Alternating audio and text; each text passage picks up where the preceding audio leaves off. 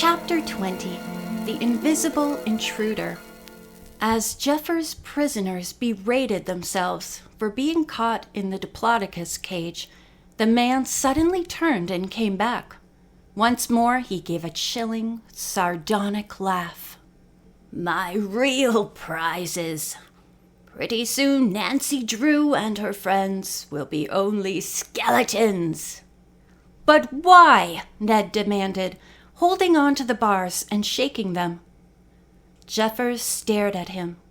"Because all of you have interfered too much with our plans." Nancy spoke up. "Who are you? Whose plans?" The butler ignored the questions. Instead, he said, "Don't waste your strength trying to get out of there. It would be impossible."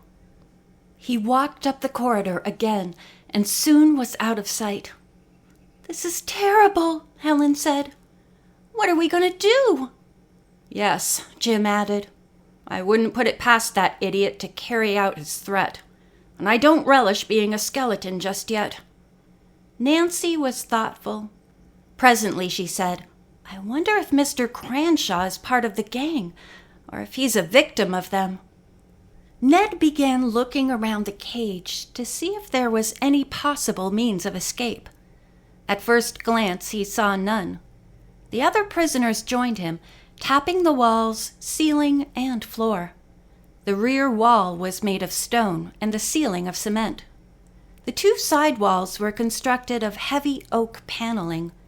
While the two boys tested the panels on one side, Nancy and Helen worked on the other. Presently, Nancy said excitedly, "I found one that moves!" The two boys dashed over and in a moment had lifted out the board. "Let's go!" Ned whispered. Just as he was about to step through the opening, the four prisoners heard footsteps. "We'd better not go yet," Helen advised. "Suppose I go alone and scout," Ned suggested. The others nodded. He stepped out and they inserted the panel.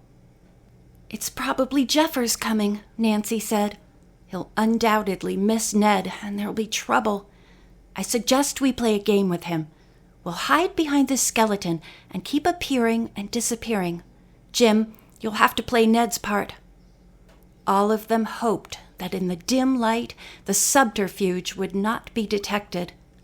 When Jeffers appeared, Nancy stood staring up at the Diplodocus. "Where are the others?" the butler thundered. Nancy called, "Helen, where are you?" Helen appeared from behind the skeleton. "And those young men?" Jeffers demanded. Seemingly unruffled, Nancy said, "Jim, somebody is asking for you." Jim appeared from around the corner of the huge fossil. "There's one more," Jeffers said angrily. "Young man, you'd better show me you're still here, or there'll be trouble." Jim had dodged behind the animal. He whipped off his coat, pulled his hair down across his forehead, and sauntered from behind the tail of the Diplodocus. He stood there only a moment, just long enough to satisfy Jeffers, then hurried behind the skeleton. "All right," the butler said. "But I warn you, don't try any funny business." He had barely disappeared up the corridor when Jim took out the panel again, and the three of them climbed through. Ned was not in sight. The prisoners were in a small space between two cages. Cautiously, they moved forward and peered up and down the corridor. It was empty.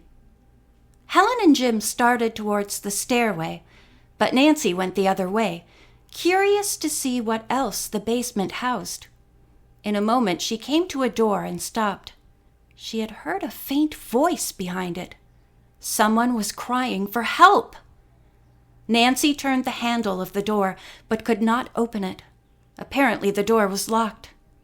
In a loud whisper, she called through the crack, "Who's there?"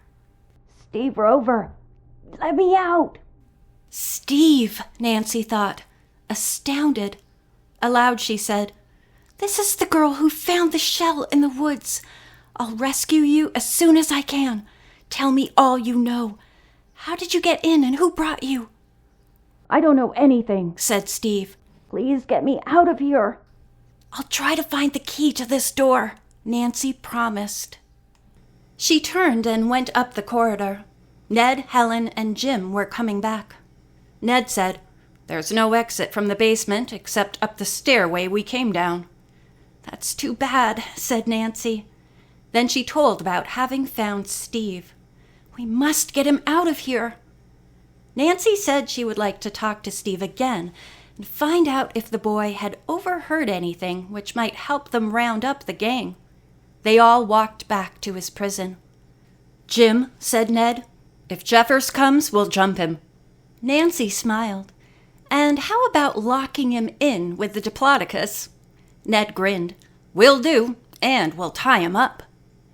As they passed the cage, Ned and Jim picked up some rope they had seen hanging on a nail. Ned hid it under his coat. Nancy and Helen had gone on to speak to Steve. They learned that food had been brought regularly, but that all his pleas for release had been ignored. "Did you ever hear your kidnappers or Jeffers say anything unusual?" Nancy called through the crack.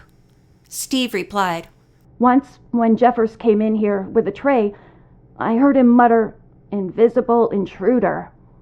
"That may help us," said Nancy.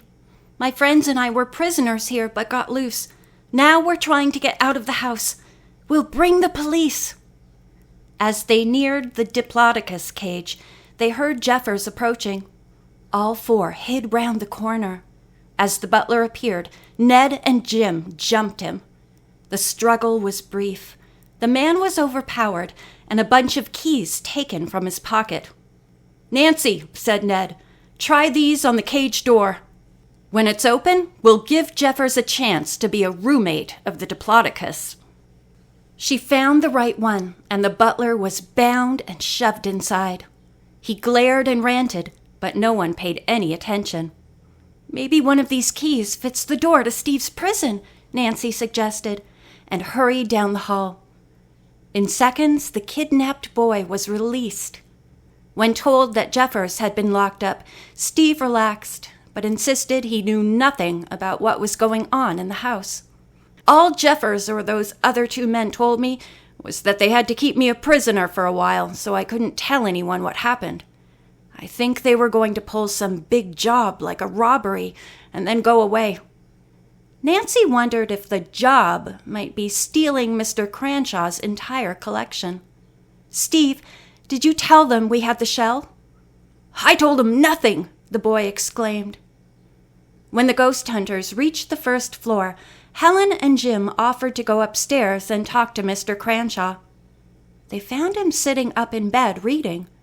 He proved to be quite deaf and was wearing a hearing aid. In a brusque manner, he asked, "Where's Jeffers? And who are you, and why are you here?" Jim replied, "Jeffers let us in and told us you said it was all right for us to look at your collection of skulls and shells."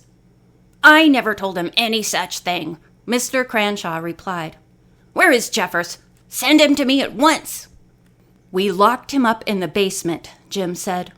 "He imprisoned us first, but we escaped. We think he's a criminal." "What?" the elderly man exclaimed. "Jeffers was a good houseman." "Did you ever miss any of your priceless shells?" Helen asked. The elderly man said that he had, but that it was hard out in this isolated place to keep burglars away. "Besides, I probably shouldn't admit it, but I have always believed in ghosts. Often before a theft, I would be awakened during the night and see a phantom figure floating around the room. Then it would seem to disintegrate and vanish." Jim said, "It sounds like the trick used by a man we're trying to find. He's wanted by the police." Meanwhile, Nancy and Ned had taken Steve to the room where the lighted skulls and blinking stingray were. The boy grabbed Nancy's arm. "Those things are horrible! Why are the eyes of that thing with the tail blinking?" "They're not really eyes, and they don't always blink," Nancy answered. "Listen!" Ned said suddenly. A man's voice was issuing from the stingray. Nancy and Ned walked over. There must be a miniature two-way radio concealed inside. "Answer me," the unseen caller was saying. Nancy whispered, "Ned, you try it." He looked carefully at the stingray and found a tiny button which he pressed, feeling sure this must be the sending position. He said into the mic, "Jeffers?" then switched to the receiving position. The voice said, "Give the password." Ned shrugged helplessly. Nancy whispered, "Try Invisible Intruder." He did, and the person then said, "We will arrive at 12 o'clock. Have supper ready and the prizes." The speaker signed off. Nancy and Ned looked at each other with the same thought in mind. No doubt the caller had been told earlier that Jeffers had captured them. Were they the prizes? Or did the message mean loot? Nancy felt that the voice had sounded familiar. Could it have been Wilbur Prizer or his father? "We must notify the police at once," she told Ned. They called headquarters and were told that several officers would be dispatched to the mansion at once. At that moment, Mr. Cranshaw came downstairs with Helen and Jim. He was amazed at the turn of events. "I'll be glad to help in any way I can." When the police arrived, the young people quickly told their story. It was decided that everyone would stay out of sight until after the visitors had arrived. At 11:30, everyone, including Steve Rover, found places in which to hide. Since it seemed likely that the visitors would probably go to the room where the stingray was, Nancy and Ned hid themselves there behind draperies. 2 officers were out of sight in a small adjoining room. The front door had been left unlocked so that the arrivals would not wonder why Jeffers had not admitted them. Ned had clicked a switch which turned off the blinking eyes of the stingray. At about 10 minutes to 12, the unseen watchers heard a car drive up. Presently, Nancy saw the elderly Mr. Prizer come into the room. He was followed by his son and wife, and then Madame Tarantella. Behind them were 4 other men. "I wonder where Jeffers is," said Wilbur Prizer. "Probably keeping the old man upstairs," his wife replied. Madame Tarantella spoke up. "We can go ahead with the meeting anyway." "Yes, cousin," said Wilbur. "You go first." The medium began to laugh and told of her fake seances, mentioning how she had even fooled the clever Nancy Drew. "A friend of mine was spying on Carson Drew in connection with one of his cases, and he heard about the ghost hunting trip. After that, I hired a detective from that shady agency to obtain her history and to follow her around after we learned she was to join the ghost hunting group." "How much did you bring?" the elder Prizer interrupted. Madame Tarantella opened a bag and dumped a large heap of bills on a table. "Several $1,000s," she replied. "Part of it is from the sale of shells my darling cousin Wilbur managed to steal from collectors." Presently, it was Wilbur's turn to report to the gang. He told of having swindled several people out of their property and reselling it at a tremendous profit. He bragged, "I frighten people with my ghostly inventions which never fail. A canoe, a horse, a phantom soldier, an octopus, a ghostly woman, and a vapor man. My miniature radio sets, which are hidden in shells, are groovy too. They're my invisible intruders to talk to inside members of the gang." One of the men spoke up. "But you couldn't do everything alone. You needed me and Mike here to handle some of your dirty work, like kidnapping that kid and bringing him here. And we had to snatch the Drew girl's boyfriend." "But you let him get away," Wilbur said sarcastically. "Never mind," Madame Tarantella interrupted. "I sent Nancy Drew a message tonight telling her to stay off the highway, but she didn't do it, and now she's a prisoner of ours." At that moment, several policemen rushed into the room. The gang was taken by surprise, and though they tried to escape, each of them was caught and held. "You have nothing on us," Wilbur Prizer cried out. "We have everything on tape," one of the officers told him. "Besides, we have several witnesses here to testify against you." This was a signal for Nancy, Ned, Helen, Jim, Steve, and Mr. Cranshaw to come out of hiding. The criminals stared in fright and utter astonishment. Madame Tarantella pointed a finger at Nancy. "You!" she screamed. "You did this! May your grandfather's spirit come down and strike you dead!" Despite the excitement, Nancy had to laugh. You're good at disguising your voice on the telephone, but your fake predictions aren't going to fool people any longer. Then Nancy turned to Ned and said, "I wonder where Mr. Warfield is." "Right here," said a voice from the doorway.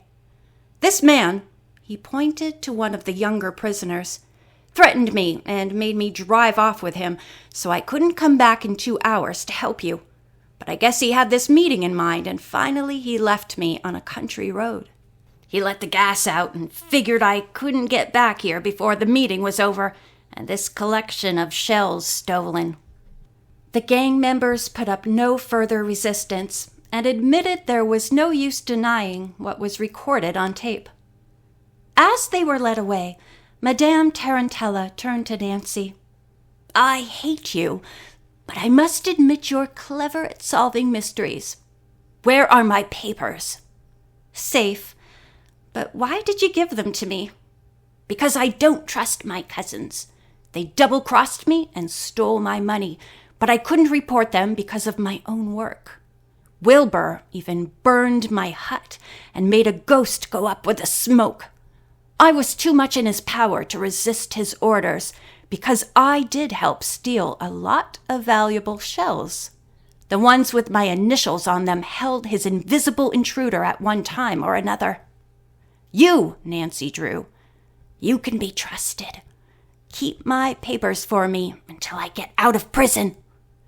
To Nancy's surprise, there were tears in the woman's eyes as she was led away by the police. Suddenly, Nancy realized that the case of the invisible intruder had come to an end. Would another mystery come along soon? Much to her delight, she was soon to find herself involved in another eerie case, solving the mystery of the ghost of Blackwood Hall. The police had gone downstairs to get Jeffers, who was also taken away. As he passed Mr. Cranshaw in the hall, the butler hung his head. "I'm glad they didn't get your collection," he said. Mr. Cranshaw looked after him. "Despite everything, I'm going to miss Jeffers," he said. Then, as a thought struck him, he added, "Until I can find a butler, would you ghost hunters do me the honor of being my house guests?" Nancy and her friends looked at one another. Then Nancy said, "You mean all 14 of us?" The elderly man smiled. "Yes, all of you." Nancy telephoned the inn to tell the good news of the gang's capture and extend the invitation. The ghost hunters were excited and happy to hear that the mystery had been solved. All agreed to accept the invitation and stay with Mr. Cranshaw for a few days. It was decided that Ned and Jim would stay with the elderly man that night. Nancy and Helen would go back with Mr. Warfield to the inn in the truck. As they went out the door, Nancy chuckled. "But this time, we'll ride on the front seat." The end.